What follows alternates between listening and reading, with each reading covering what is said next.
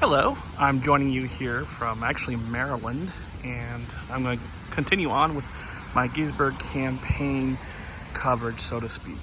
July 12th, 1863 was a bit of a momentous day in Gettysburg campaign history.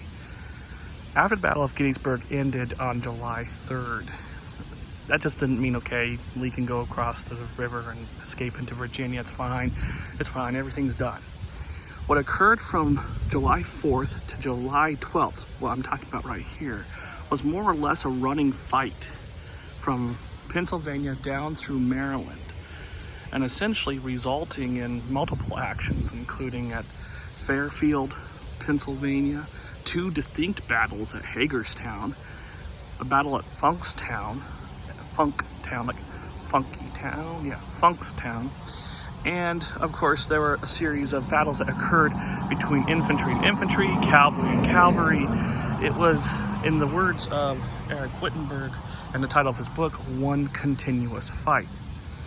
Well, eventually they came down to the Potomac River, and Robert E. Lee is going to find that the Potomac River is swollen from recent rains, so he can't cross over, and it's at a place called Falling Water, which is now on the border between Maryland and West Virginia. He discovers he can't cross over the Potomac, so what he does is he builds a series of fortifications and breastworks to, in essence, wait out the moment when the Potomac River will be low enough for him to cross over. But what that presented George Meade, the commander of the Army of the Potomac, with was an opportunity to attack and finish Lee with his back to the Potomac River. On July 12th, though, he discovered that Lee had built these fortifications. And these fortifications had been built on ridges that were adjacent to plains. So at a headquarters near what is termed a bridge on Antietam Creek, which is believed to be this bridge right over here that I'm walking towards. I'll show you a good view of. Yeah, right there. The bridge there in the distance. Right there. The headquarters near here. He's going to call his corps commanders together. Also the chief of staff of his army, former division commander Andrew Humphreys. And he's going to ask them their opinion. Now, Meade's opinion going into the meeting was knowing that Lee's position was heavily fortified, was to push forward a reconnaissance in force. In essence, basically feel out Lee's line where weaknesses might exist. And then from there, he was going to, if they found a weakness, exploit it with more force. He posed this idea to his corps commanders. There was James Wadsworth acting for John Newton, commander of the 1st Corps. There was William Hayes acting instead of the wounded General Hancock, 2nd Corps. William French acting as 3rd Corps commander.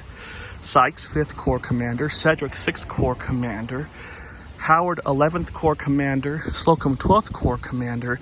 Not to mention the chief engineer of the Army, Gouverneur Warren. Well, of the Corps commanders, only Wadsworth, who was acting on John Newton's behalf and for the 1st Corps, who was a division commander in the 1st Corps at that time, and Howard, who's commander of the 11th Corps, only those two Corps commanders actually favored an attack. The rest of them actually voiced caution, voiced that, you know what, maybe we might not want to attack that fortified position and lose all the gains we had made at the Battle of Gettysburg.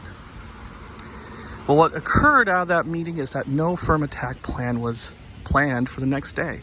And July 13th would have some skirmishing, but no major assaults.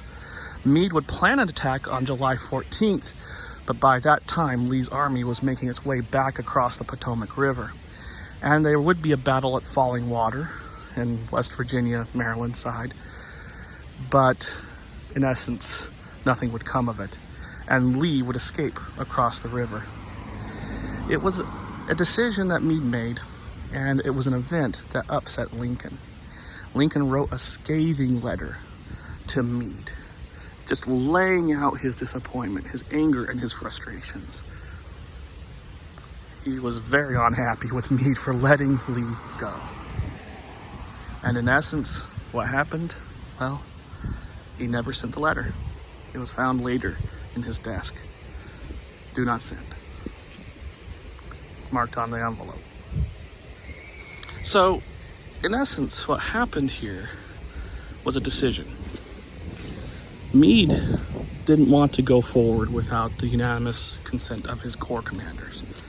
And the majority of his corps commanders were opposed to an attack. So he didn't attack initially. That's what it boils down to. So thank you for joining me on this one. This is this day, July 12th. This is what this day in history happened on this day in history, the Gettysburg Campaign. Thank you for listening, and catch you later.